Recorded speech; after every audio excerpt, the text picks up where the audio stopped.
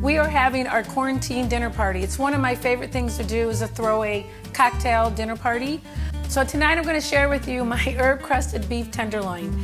It's a beautiful dish that I've been serving for about 20 years for all occasions, for birthdays and holidays. It is a wow presentation. We're going to start with a 4-pound beef tenderloin, and it's been sitting room temperature with some sugar, salt, and pepper, and we're going to roast this in the oven for about 20 minutes. While that's roasting, I'm going to prepare the herb crust that goes on top of it. It's really a beautiful dish. It has a few steps, but I promise you I'll make it simple. While your meat is roasting in the oven, we're going to go ahead and start with the crust. So we're going to start with 2 slices of some really nice crusty bread that you like. And we're just going to put this in your food processor. So I'm using my KitchenAid food processor. This actually was a wedding gift. That's how good the KitchenAid product is. It's not fancy, I love it, and it does the job. So I'm going to make my crumbs in here.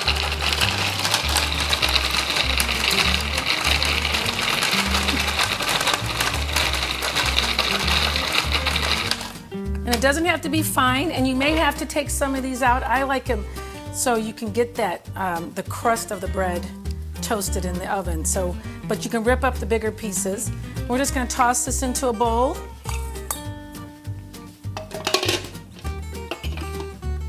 And if you have any big pieces, just tear them up with your fingers. And we're going to add some fresh chopped thyme and parsley and some freshly grated Parmesan cheese. And about 2 tablespoons of olive oil.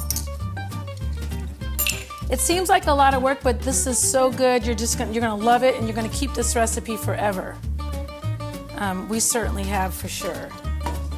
And we're gonna stir that up, set that aside, and then I will show you how we're gonna make the paste that goes on top of the beef.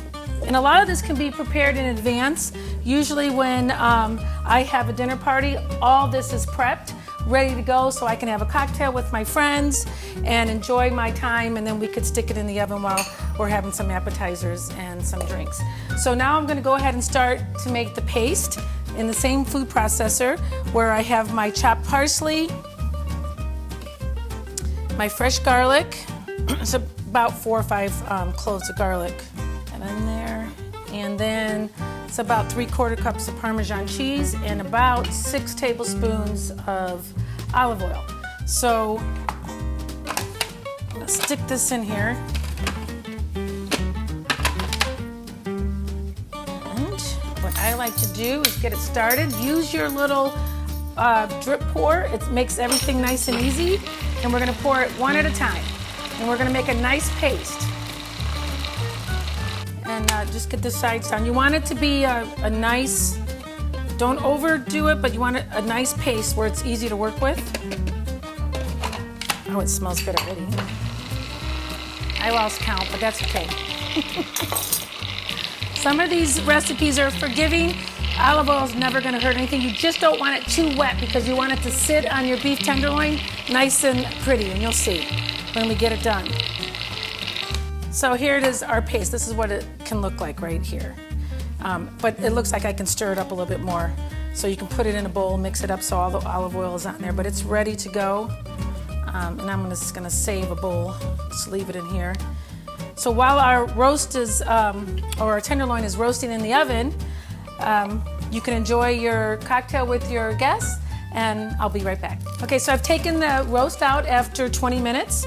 Now, I did forget to tell you, when you get this at the meat market, you want them to tie the tenderloin around so the ends are the same thickness, so it will cook evenly. So be very careful. We're going to take the strings off now, untie it. So this is where we're going to add our paste onto the tenderloin, just on top of it. But be careful, it's hot. So this is funny, it always makes me smile when I'm doing this, because like I said, I've been making this for a long time, and my boys were little, and they would refer to this dish as the fungus log. So it always kind of makes me giggle when I'm actually preparing this. That's how long I've been making this dish. And now we're going to add the dry the breadcrumbs that we made right on top. And then this goes back in the oven at 400 for 20 minutes or until the meat thermometer reaches 130 in the thickest part of your tenderloin.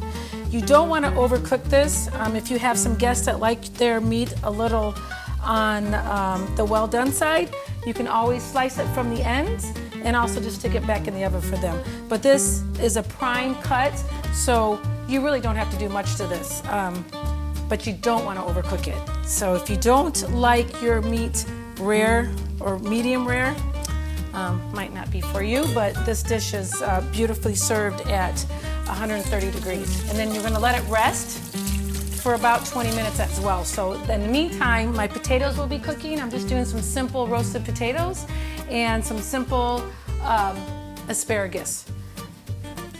So this was gonna go back in the oven. And I can't wait to show you this. This is so good. So you do want to keep an eye on it. If the crumbs become a little too dark, you want to put some foil over that until, like I said, your meat thermometer reaches 130 in the thickest part. So this has been in the oven for 20 minutes. I'm going to check the temperature of it.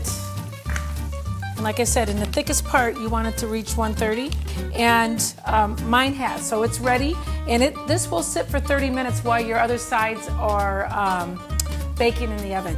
My tenderloin is ready. I'm gonna let it rest for 30 minutes while I prepare my sides. I'm having roasted potatoes and asparagus, which takes less than 25-30 minutes. Earlier today, I made the horseradish sauce that goes with the beef tenderloin. This you can make hours in advance. It just sits on your counter until you're ready to serve. The horseradish sauce that goes with this recipe will be included in my blog, as well as the complete recipe for the beef tenderloin. So I hope you can see how much I enjoy entertaining. I love setting my table. I hope you enjoy this dish. Pour yourself a glass of nice red wine. Enjoy it with your friends and family. And for the complete recipe, just follow me on MaryAnnPace.com. And thanks again for joining me in my kitchen.